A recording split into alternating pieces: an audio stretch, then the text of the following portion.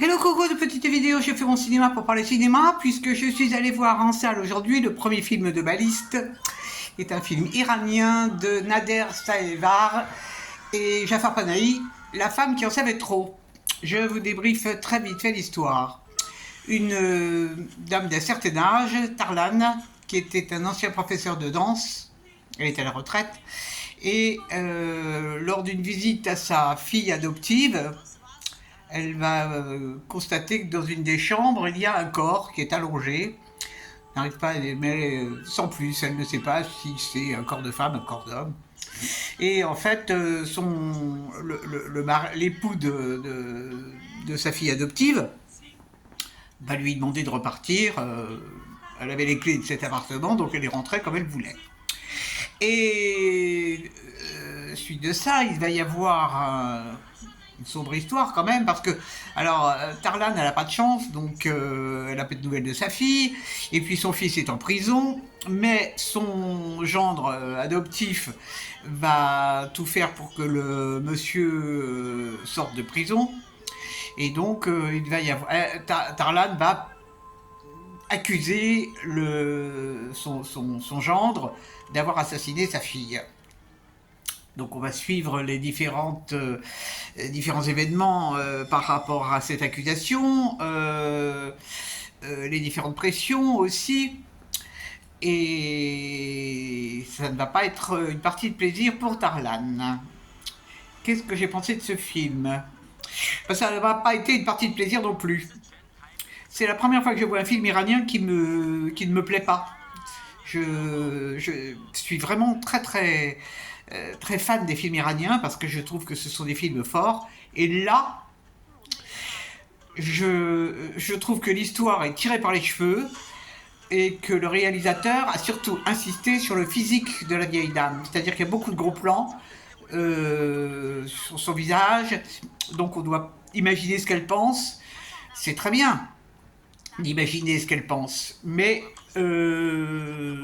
mis à part ça, bon alors évidemment ça parle de la corruption, ça parle des problèmes d'argent, ça parle des relations.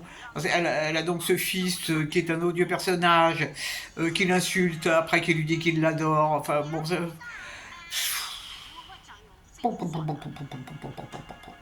et ça se termine. Là, je peux raconter la fin. Ça se termine sur une scène de danse. L'Iran et les femmes iraniennes auront la liberté par la danse. Enfin, j'imagine que c'est un symbole. Alors évidemment, par moments, il y a quand même des allusions à ce que au hijab. Et vraiment, je comprends pas l'engouement de la presse et du public pour ce film, quoi. La semaine dernière, ou il y a quelques jours, j'ai vu un film qui s'appelait 7 jours et qui était fabuleux. Et là, tout le monde dit c'est magnifique, c'est extraordinaire. Et tout. Non, enfin moi je n'ai pas trouvé ça extraordinaire du tout. Quand je repense à ce film Tatami que j'ai vu il y a plus d'un an, qui était, mais c'est un film coup de poing là, sur la liberté des femmes. Là, vraiment, je suis déçu.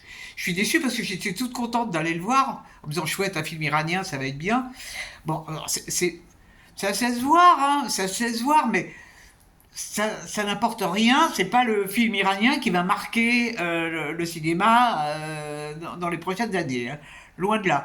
Bon, en général, je suis pas très fan des films de Panafi. Je préfère d'autres réalisateurs. Bon, mais surtout, je trouve que c'est abusé sur le physique de l'actrice, qui a un visage très particulier. Hein. Bon, c'est une femme âgée, elle a un visage un peu dur, un regard très fort. Bon, ok. Non. Bon. Je suis pas content. Je suis pas content. Je m'en remettrai, hein, bien sûr. Donc, j'ai pu voir des bandes annonces de films qui allaient sortir. Alors, c'est très amusant parce que il y a un film qui sort là qui parle de la vie en hôpital et il y a justement un film qui sort avec Léa Drucker qui parle aussi d'infirmières. Il y a des modes comme ça. Bon, en tous les cas, je vais aller voir le film en premier plan. Peut-être j'irai le voir demain d'ailleurs. Et puis on verra ce que ça donne. C'est toujours une surprise le cinéma. Hein. Mais là, bouf, je suis déçu. Vraiment, je suis déçu. je m'en remettrai. J'espère que vous avez vu des films qui vous ont plu. Et si vous avez vu celui-là que vous avez aimé, eh bien tant mieux. Et dites-moi ce que vous avez aimé. Voilà, je vous dis salut, à la prochaine pour parler cinéma ou autre.